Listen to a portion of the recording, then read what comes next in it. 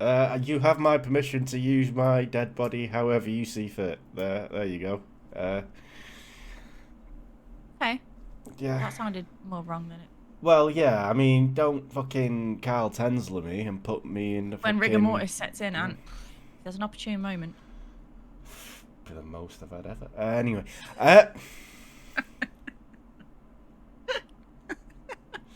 On that bombshell. Oh no, we've not started yet. Wow, Jeez. okay, we haven't even started yet, so how about not doing the outro just yet? Right, you ready? Remember what we used to say? He's a wrong'un? Oh, yeah. You're a wrong'un. Yeah. Anyway, right. You ready?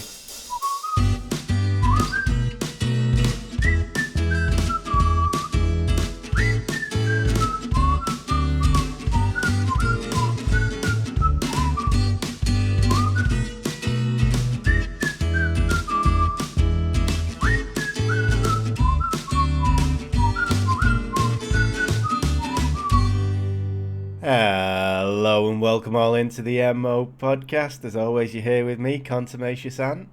Me, Atreya. And today we are going to be talking about the mysterious disappearance of the Sodder children. Now,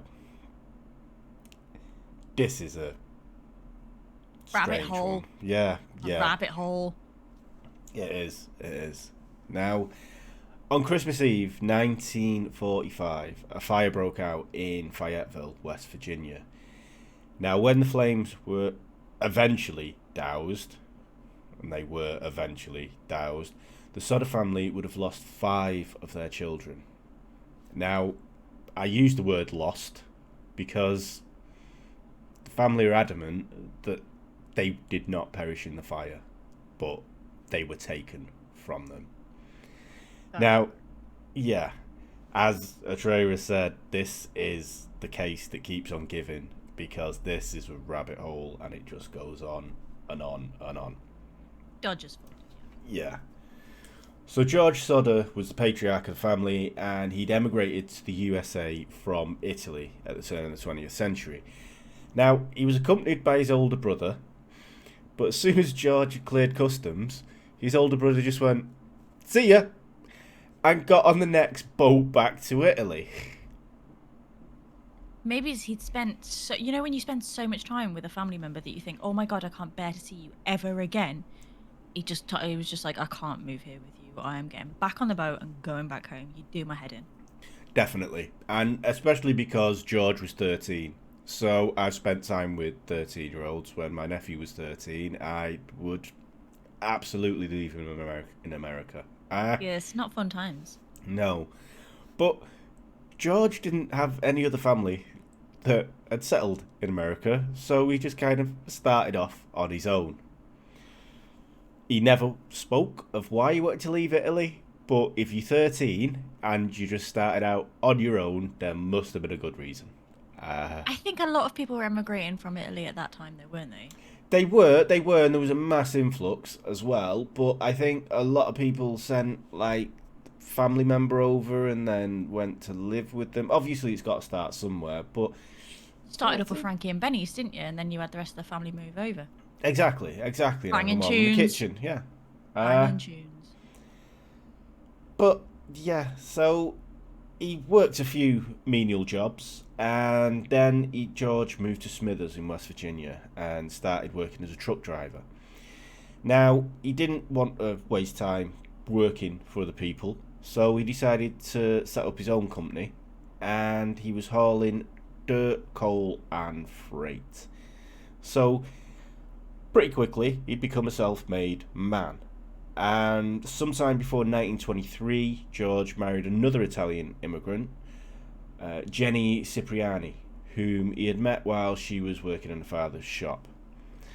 The couple finally settled in Fayetteville, which, just so you know, it's like Appalachian, so...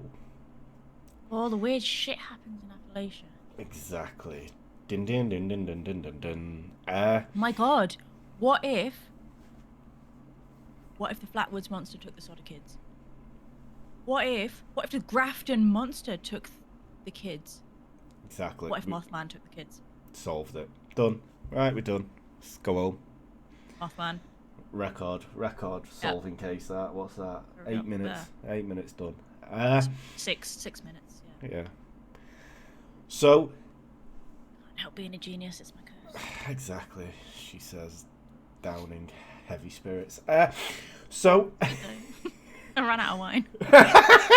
Jesus Christ. Here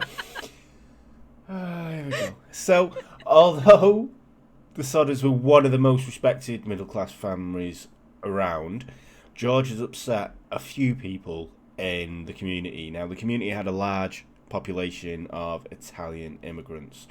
The reason he had upset these people was because he had very forthcoming views about anything, really, from business to politics, and he was super critical of Mussolini.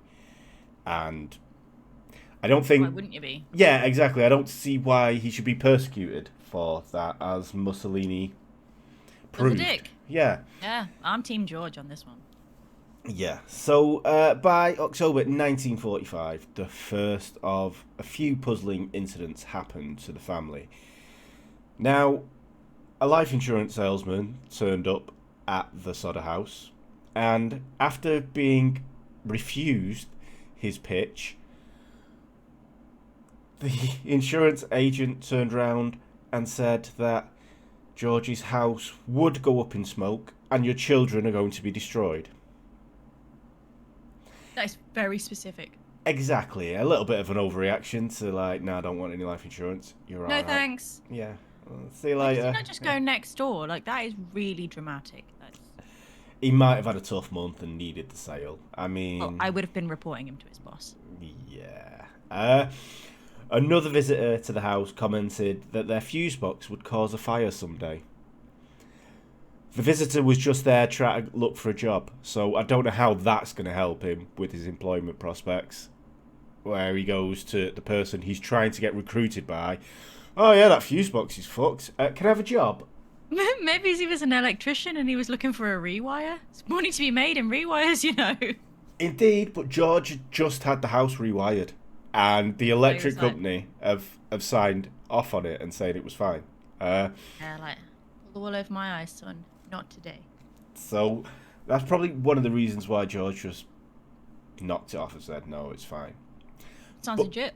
Yeah, but then in the run-up to Christmas, the Sodder children also started noticing that an unfamiliar vehicle was parked along the main highway through town. And it seemed like the occupants were watching what they were doing. They were solely there to look out for these children. So, Creepy.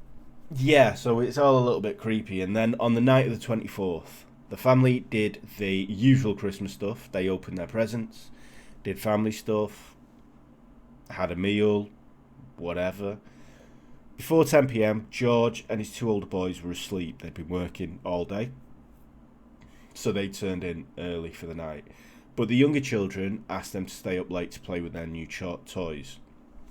Now, one of their daughters had worked in a toy shop, and she surprised them by bringing new toys home. So Ginny, the mother, she found nothing wrong with this, and she said, yeah, okay, it's a surprise, you play with them, whatever. Now, she did remind them before she went to bed to finish off their chores, which was feeding the chickens, putting the cows in the barn, closing the curtains, and turning all the lights off. Like Christmas. I mean, you got to work, and you keep... She's worse than Kevin's mum. Come on. Kevin's mum left Kevin alone on Christmas. But he had so much fun with them two burglars. He did, and that massive cutout of Michael Jordan. Yeah. And he weren't with Biff, or whatever his name was, his older brother who was a bully.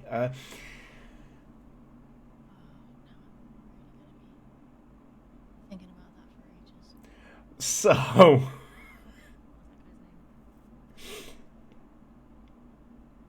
that was lovely. So, as Jenny went to bed, Marion, the eldest daughter, Martha, 12, Jenny Jr., 8, Betty, 5, Maurice, 14, and Lewis, 9, were all still awake downstairs, all playing with their new toys.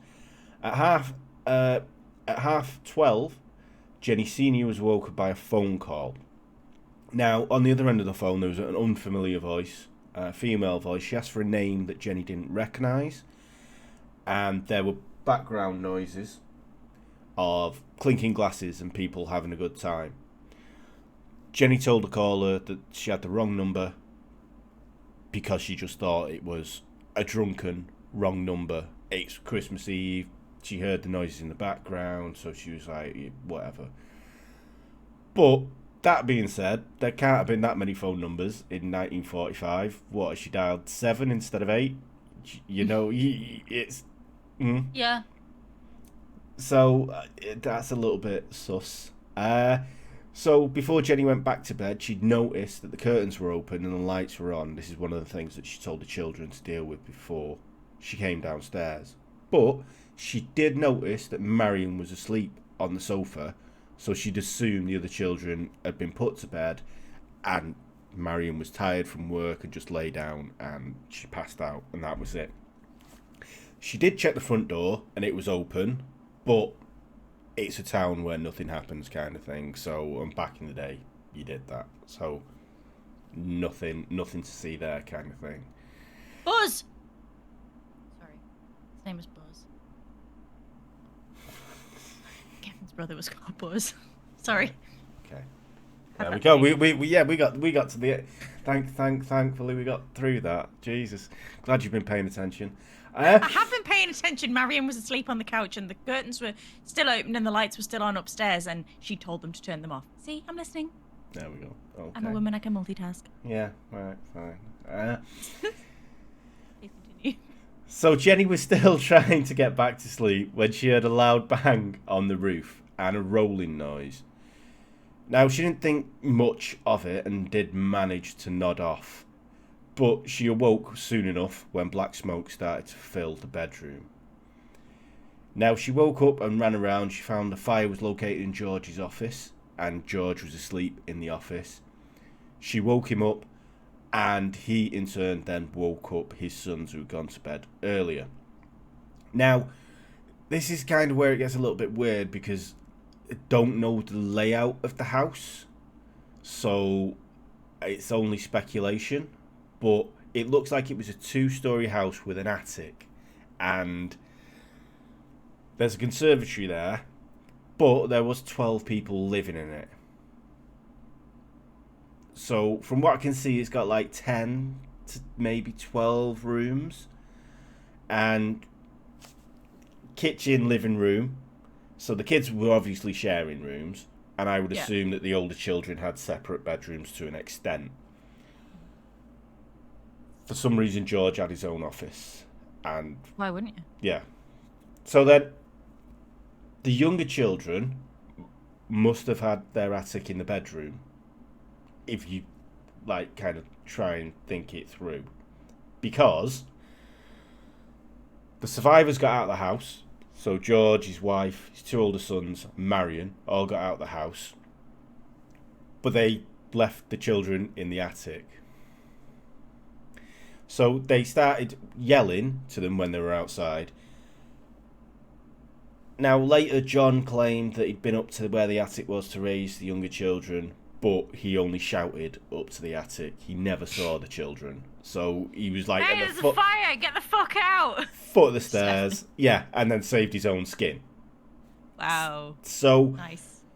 I can kind of see that they panicked and they got out as soon as they could, but then it all went to shit.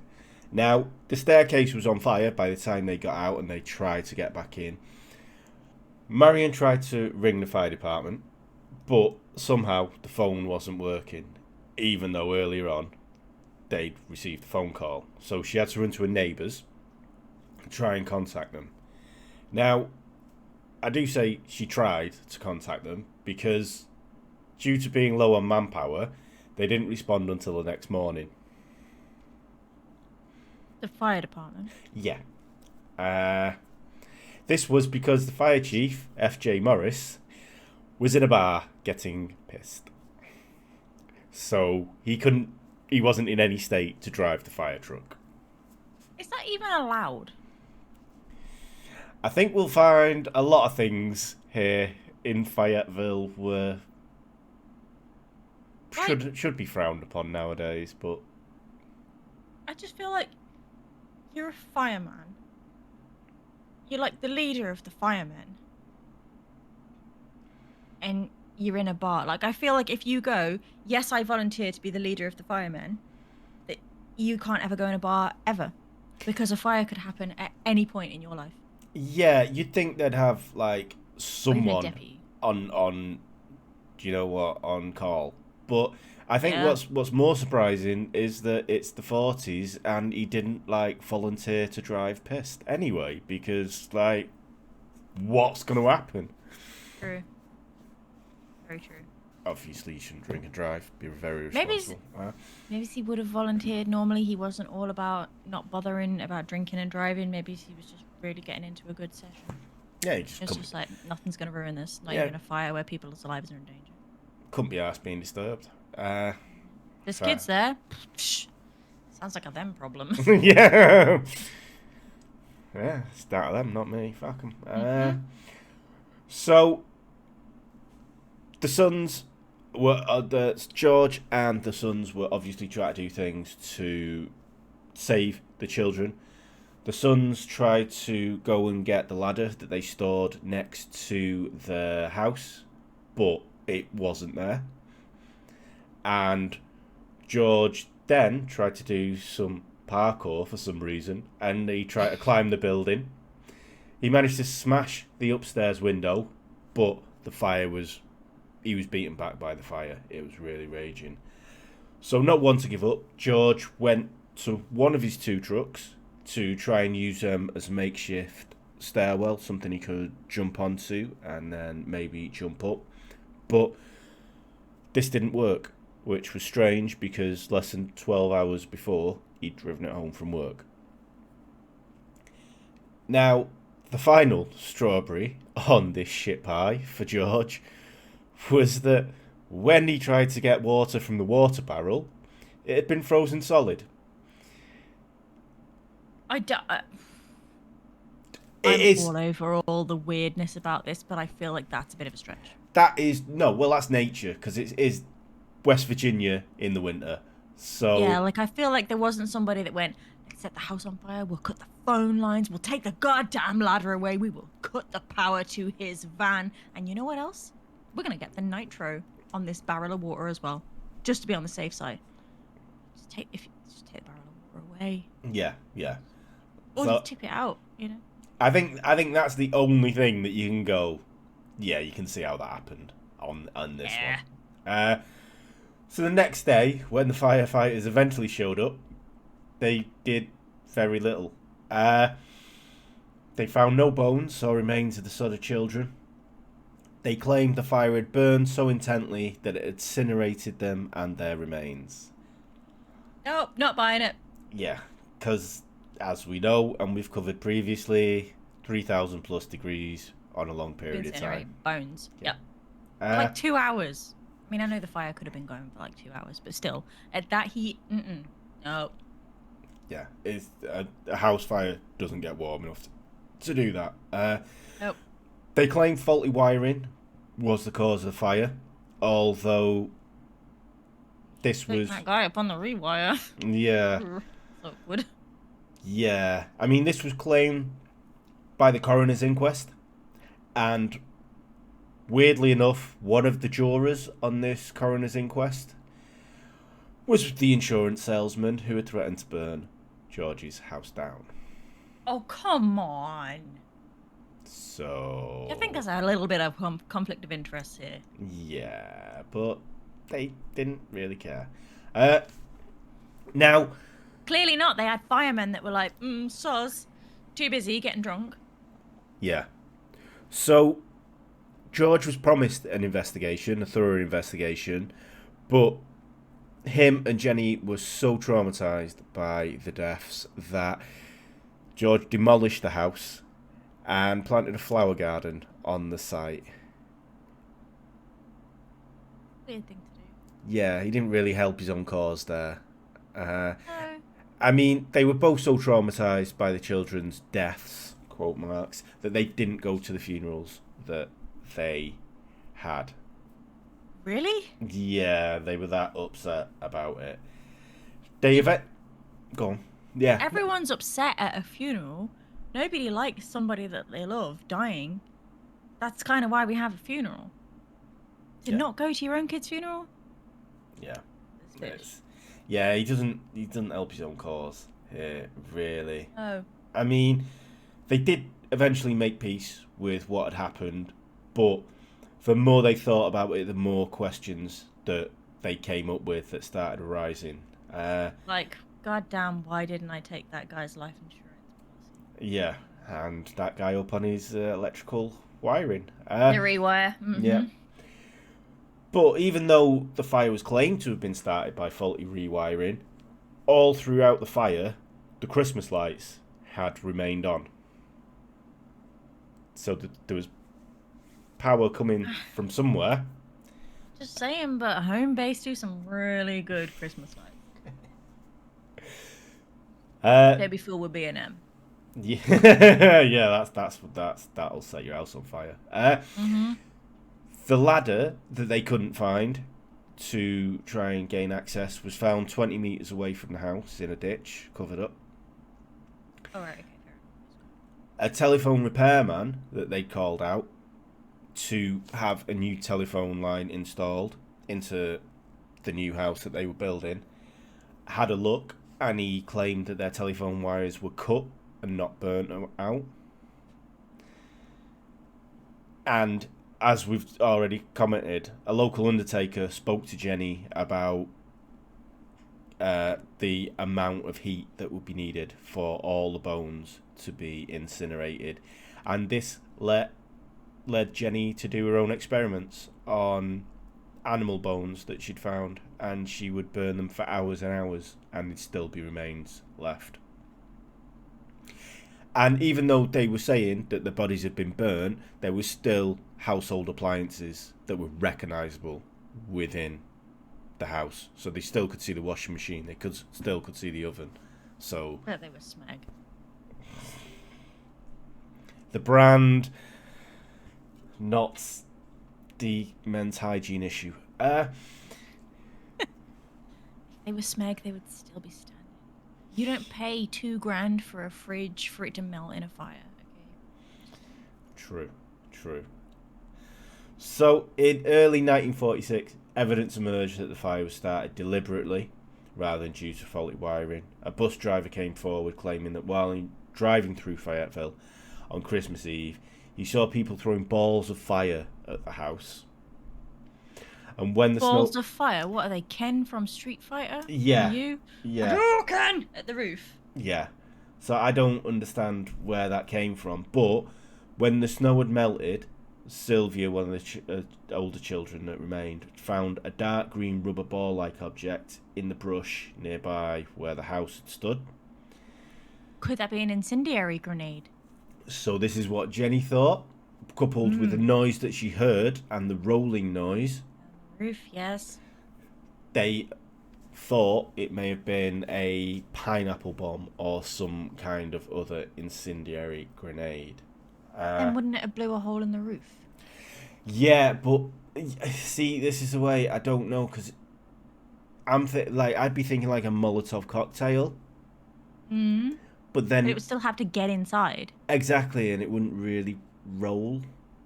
No. So they were using asbestos then, weren't they? In like everything. And asbestos is fire retardant, so it would have been in the roof, in the eaves, and everything. So they would have had to blow a hole in the roof to get the fire inside the house. Like exactly, it would have to gone through a window or something. Yeah, it would have had to gone in the house. Yeah, definitely. So reported sightings started to come in, and a woman working at a rest stop 50 miles west of Fayetteville on the way to Charlestown claimed to have served the children breakfast. She said, "I served them breakfast. There was a car with a Florida license plates at the tourist court too." She didn't say who they were with or anything, but she's adamant that she served them breakfast. A Charlestown. Thanks for that pointless information. Exactly, yeah. Right. I seen them. They went that way. Great. Cheers for that, love. Scotland. Yeah. Yeah. that one. Yeah, Tenerife. Yeah. A Charlestown hotel employee, after seeing the children's picture in a newspaper, she contacted the police and said she had guests that looked very similar to the children. They were accompanied by 2 men and 2 women of Italian extraction. And when she tried to engage the children in friendly conversation, the men appeared hostile and refused to allow me to talk to these children. One of the men looked at me in a hostile manner. He turned around and began talking rapidly in Italian. She seems to know what Italian is.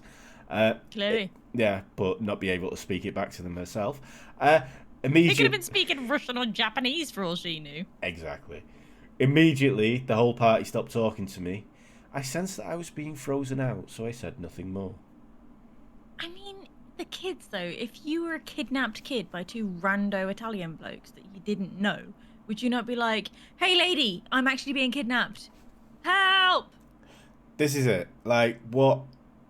How have they coerced these children into being... And the oldest was 14, so he's still got a bit of nous. And he's still doing chores on Christmas Eve. So he's that grown up. Do you know what I mean? It's like... Yeah, it's not going to be, we'll give you free gumballs if you come here with us after we kidnap you and you say nothing to anybody. Yeah. It's not like, do you want to come in my car for a £5? Yeah. Kind of thing. And have you seen, like, the pictures of the kids that went missing? I personally, and don't get me wrong, the pictures were black and white, so they could have had green, purple, blue, fluorescent pink hair. I don't know, because the pictures were black and white. But to me, they're just like any other kid. Exactly. If I wouldn't remember them if I saw them. Especially if you're working in a hotel and this is a few weeks later. How many people have come and gone since then? That many, exactly. Even in a diner, like, even that day, how many kids and people come in? Like, I just feel like there would have to be something really, really spectacularly different about these kids for you to go, no, I definitely saw those were definitely 100% the kid. That guy, the one kid, he had a club foot. The other one had, like, one arm. The other one had a candy floss pink updo. Yeah. They were all dancing to folk music, and they were smashing it. Yes, but other than that, they just look like ordinary, blend in with the crowd people. Just, yeah, exactly. So this gave a little bit of hope to the Sodders, and they hired a private eye by the name of C.C. Tinsley.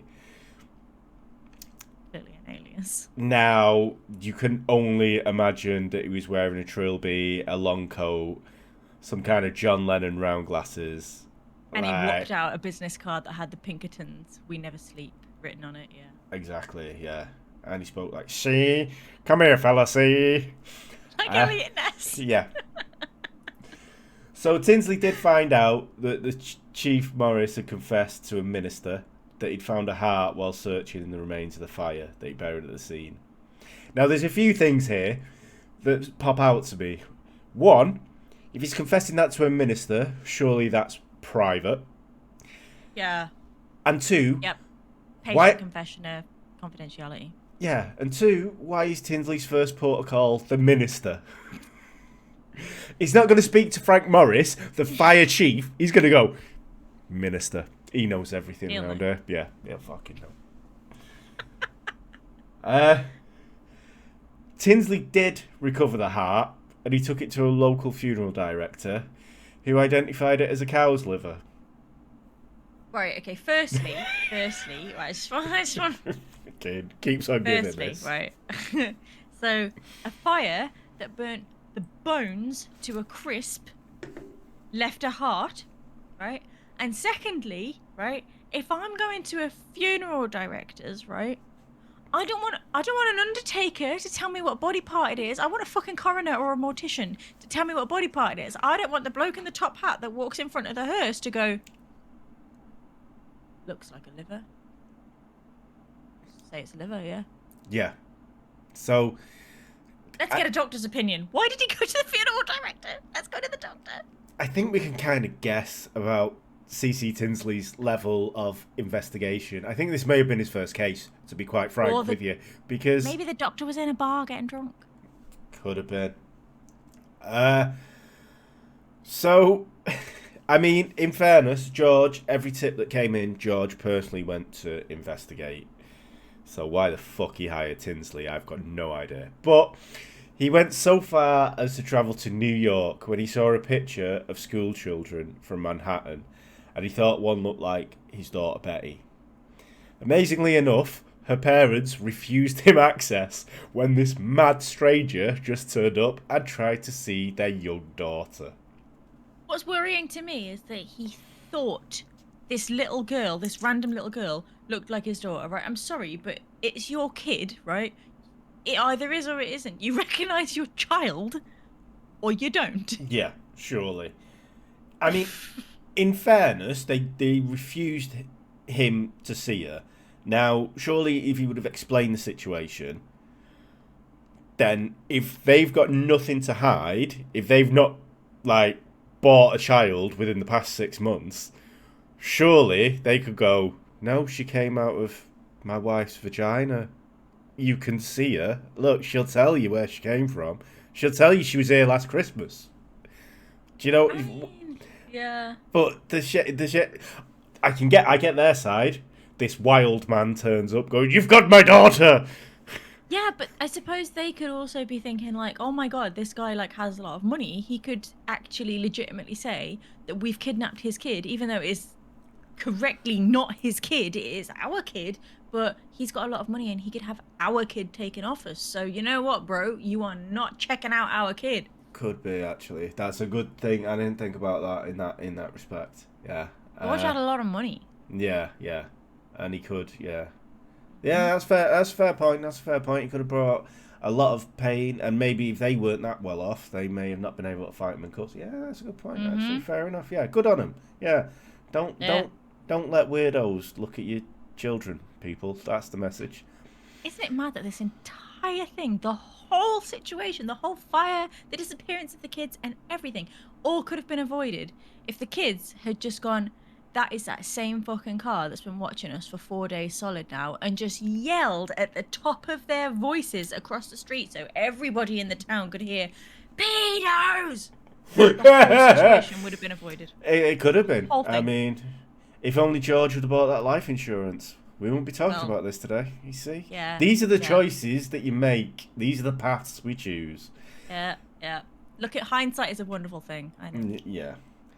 So, in 1950, the case was officially closed after the governor and state police superintendent claims that it was hopeless. Now, George did write to J. Edgar Hoover for help for the FBI, but J. Edgar Hoover wrote back saying this is out of our jurisdiction. It's a state too thing. busy. Yeah, I'm in me. Okay, thanks, bye.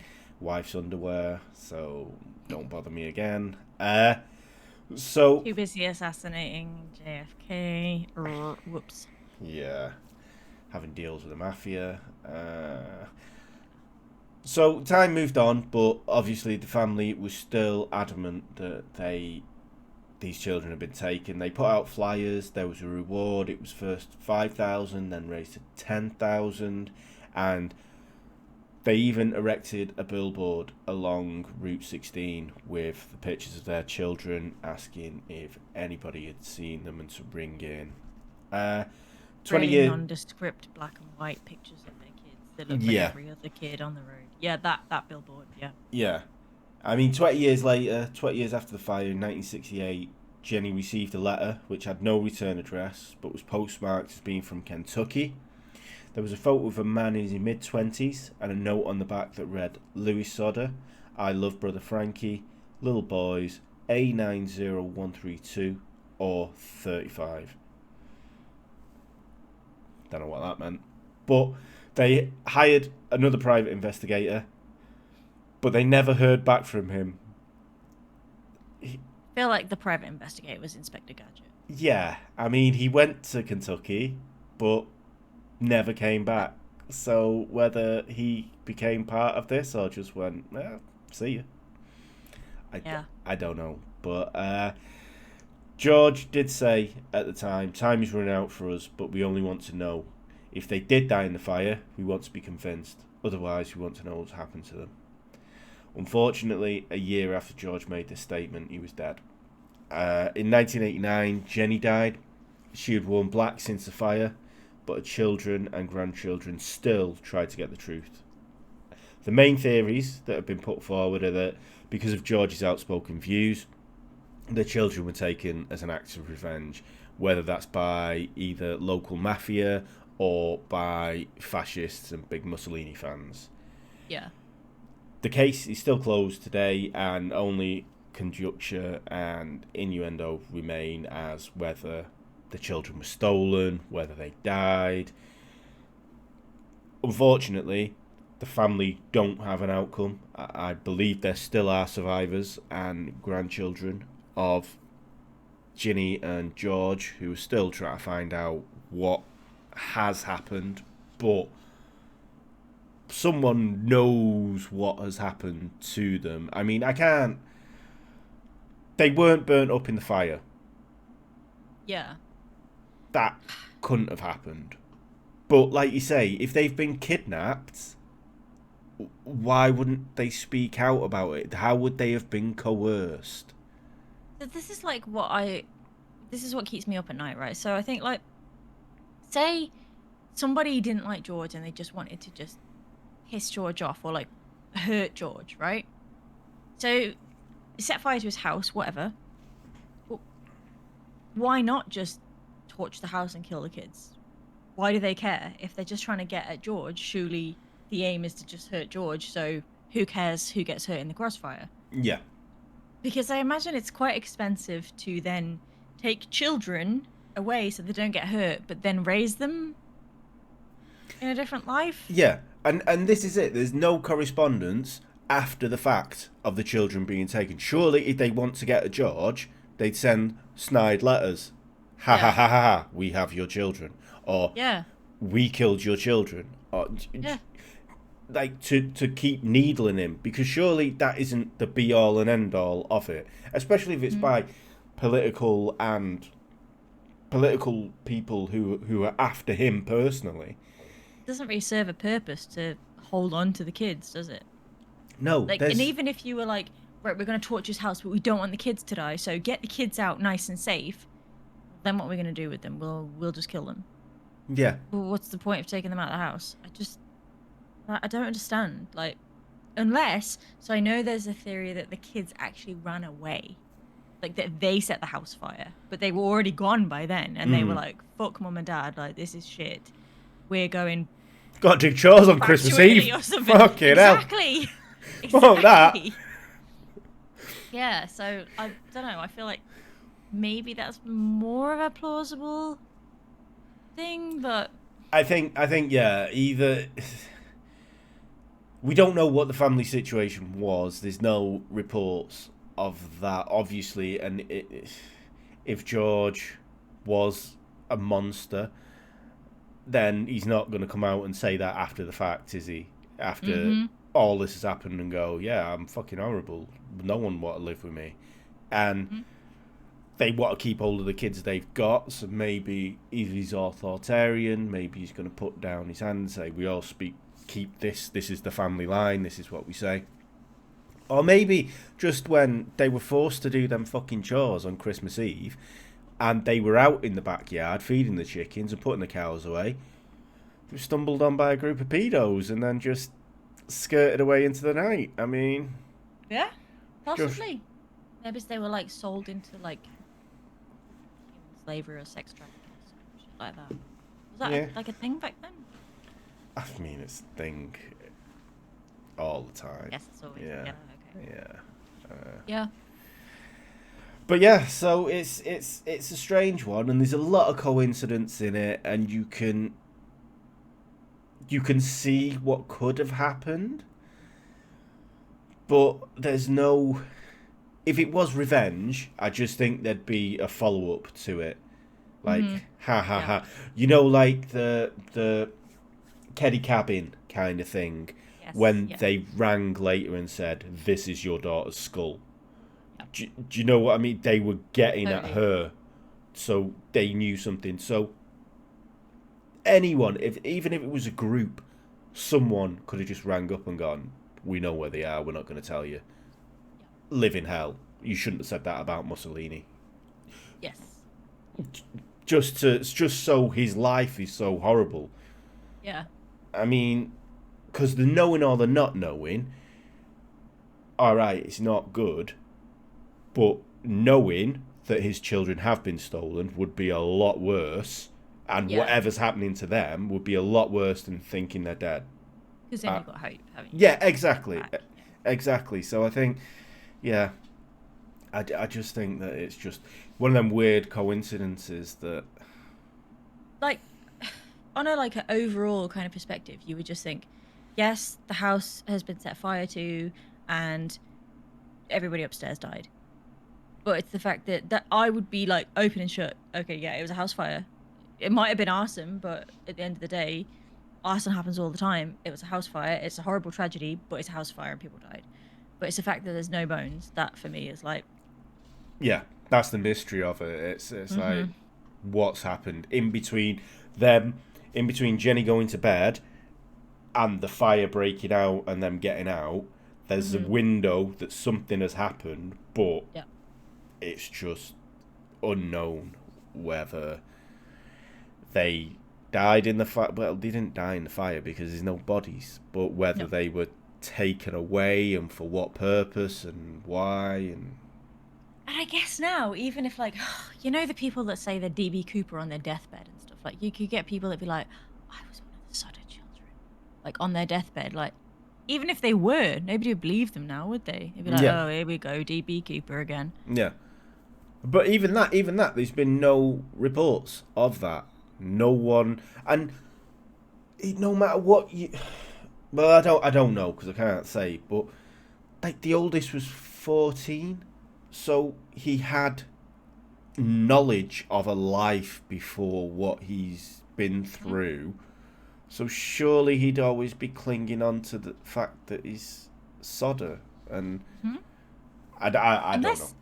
What about if they got Stockholm syndrome? Well, that's the thing, and I mean, they could have been brainwashed into it and then been completely turned. Yeah. So I suppose that's something, but I don't know, and I don't want to comment. I'm not commenting, and I'm not talking about other people's experiences. I'm just saying, I just think it's a very strange one. It is. It's very suspect. George did it. And on that bombshell... Why? He didn't take any life insurance. What did he gain? Oh, he fucked it. Other than halving his kids. Like, 10 is too much. It is too much, okay? Christmas is becoming a fucking nightmare, okay? It is so expensive. Let's just halve our kids by 50%. That's just like, not that you would halve the kids by any other percentage, but you know what I mean? Like, let's just halve the family and make things a little bit cheaper. And then, like, in another 5 years, we'll halve it again. And then eventually we'll only have one kid to buy for Christmas, and Christmas will be just a whale of a time. In fairness, the surviving children were old enough to work, so just gonna put that out there. So maybe they can buy their own gifts, and he didn't need to bother about it. Yeah, okay. I'm on board with this one. Solved it, done it. Yeah. On that bombshell. Then it's Mothman. Definitely. Beast of Boggy Creek. On that what if George is Mothman? He could be. You know what I mean? I'm opening a rabbit hole here. This is it. It's a case that keeps on giving.